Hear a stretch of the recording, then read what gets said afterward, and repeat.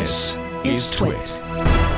Back in 2018, you may recall Bloomberg had a pretty huge report claiming that Amazon, Apple, and other major tech companies were found to have surveillance chips on their server hardware. Supply chain attack was the assertion here. And of this magnitude, it would have been huge if only those who were targeted in the piece were to have actually acknowledged the details as accurate. Only instead, there were denials all over the place that it even actually existed. And it was really difficult to even point to hardware and say, hey, see, there it is. This is the thing that Bloomberg was writing about. So bizarre to say the least. Now Bloomberg is back.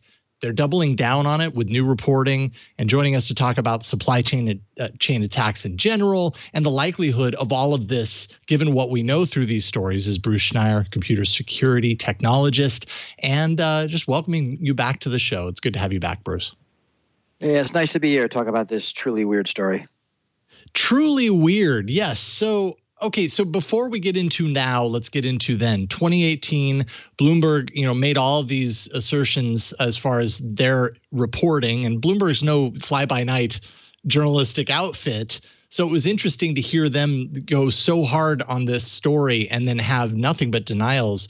What makes supply chain attacks dangerous, first of all, and what were they asserting then that was so difficult to prove? So this seems to be the year of supply chain attacks. We're seeing them again and again. And the one that's big in the news is SolarWinds. Right? SolarWinds Orion, a network management software package used by hundreds of thousands of networks. The Russians infiltrated their update server, put a vulnerability in an update, downloaded to 18,000 users worldwide, including a surprising amount of the U.S. government. And then the Russians used that as an entry point into the networks, and more things happen. The attack is bigger than SolarWinds, but SolarWinds is a piece of the supply chain that is being leveraged here. Office 360 was another thing being leveraged. There have been other attacks we've read about, Malwarebytes, another one of the antivirus companies, whose name escapes me. But these are examples of we can't attack who we want, so we go after something they use and get in that way.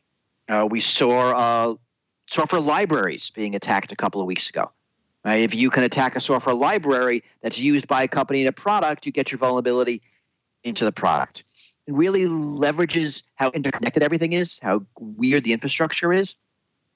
And it's a really fruitful avenue of attack, and one the Russians used to great effect. So this is about China. This is a particular supply chain attack in the hardware.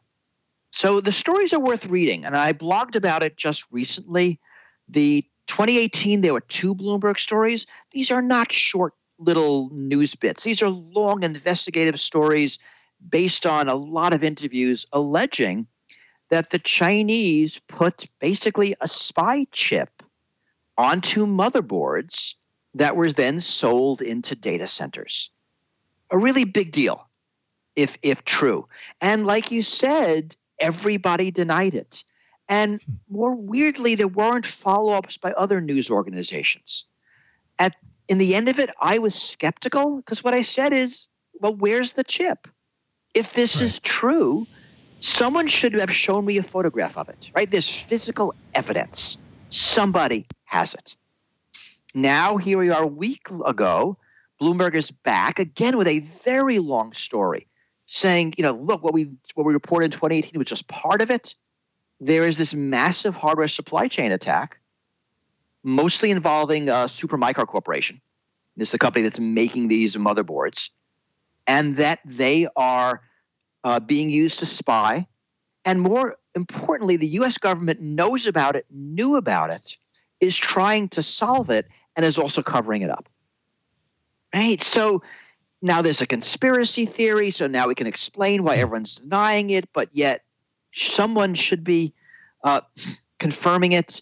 The Bloomberg story says interviews of more than 50 people, including looking at documents. I mean, they're really saying this is a well-reported story, people. But again, the New York Times, nothing. And it's hard to know what to believe. I know somebody who has a startup company who has money from DOD to try to mitigate this sort of problem? And he says, yeah, this is real. But again, it's without independent reporting and with all the denials, it's hard to know. Now, you were, did I help? I can't tell. Yeah, well, I mean, it just it's the nature of the story, right? Like Bloomberg has come out time and again, then and now, with all of these major assertions. Like you say, it's really hard to believe something that you can't see with your own eyes. I know you mentioned you were skeptical then. Are you less skeptical now? I mean, there's got to be something to the fact that Bloomberg, as the organization that it is, felt comfortable and confident enough in their reporting and their sourcing to take the criticism and the intense heat that they faced a couple of years ago and say, we're willing to face that heat again. That's how much we believe in this story. Does that sway you? Should that sway people? I think that's certainly evidence. And actually, back in 2018, they wrote two stories a few weeks apart. So they did that then. They doubled down in 2018. Here they are again with more reporting, a broader story, more evidence, but mostly anonymous. So yeah, we take this into account, right? This is a reputable news organization. They're not known for exaggerating things, not known for making things up. So we should take it seriously. I believe it more. They give an explanation why that you don't see this spy chip. It's not actually a chip. It's in the etchings in the boards. So you really can't see it. That makes sense. But there should still be some evidence. The fact that I know someone who has been hired to try to fix this is to me, independent corroboration. But, I spoke to some senior government officials and they said, don't believe it. Now, are they playing me? This is that wheels within wheels. No, we don't know. I mean, I wouldn't, at this point, I wouldn't be surprised either way. If I was betting, I would bet the story is true. But I wouldn't give odds. What about the fact that it seems in all cases there is no first-hand knowledge that's really referenced? It's a lot of so-and-so knows so-and-so. It's a lot of secondhand and beyond. Which is not to say that there aren't a lot of sources that contributed to these stories, but there's no deal like clincher. What can you say about that? Classified, right? If this data is classified, then you're not going to have people talking about it, and all you're going to get are secondhand sources. And that's a story of U.S. surveillance and what the NSA does for years, right? It took a Snowden to confirm everything. Because it was all secondhand sources and no firsthand sources. That's the way the security community works. So that makes sense.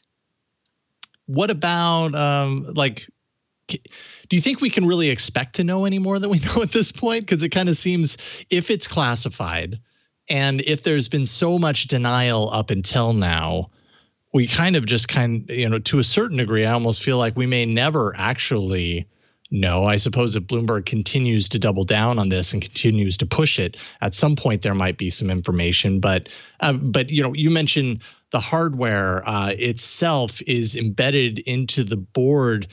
That kind of makes it sound like it's not this large hat or attachment that's being applied that would be easy to point to and say it's this thing. A big red chip with a star on it, right? You're not going to see that. I know that New York Times, Washington Post are looking at this, and if they find something they're going to report, they will have better sources. And they will have a better ability to report this. So I think we have a chance of learning more. I think if this is not a story, I think that itself is a story. Yes. How Bloomberg could get fooled this way is a story. I don't know if that's going to be reported on. I mean, we'll probably learn about it in the fullness of history, but that, isn't any comfort and doesn't count. Mm-hmm. So I hope we are going to learn more in the coming weeks. Now it is out there.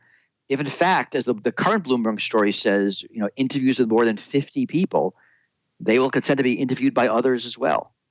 And then we will see some other reporting. Yeah.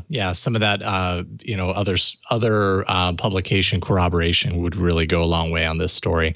It's a fascinating look into not just the security implications, but also how journalism works behind the scenes. And when you know who's playing this game, Bloomberg in it, totally doubling down on all of this stuff. It just becomes really fascinating. It's like it's I don't know. It's kind of a battle between who's going to win on either side. Is the journalistic view going to win, or is the secretive organization covering it up, if that even exists, if that's a conspiracy, whatever it is? There's so many angles to this that are really fascinating. And it's a plausible story, right? It's plausible. Yeah, this is exactly totally what we are saying the Chinese are doing with 5G equipment, right? They're putting back doors in, they're putting eavesdropping in. This is exactly what the Russians have done with SolarWinds. This is what nation states are doing. Right? This is how attacks are happening today. And China has access to the hardware. Their companies are making it. The government has a lot of control over companies in that country. So, if you were in charge of China, you would authorize an operation like this. This is how you do it. And that itself makes it plausible.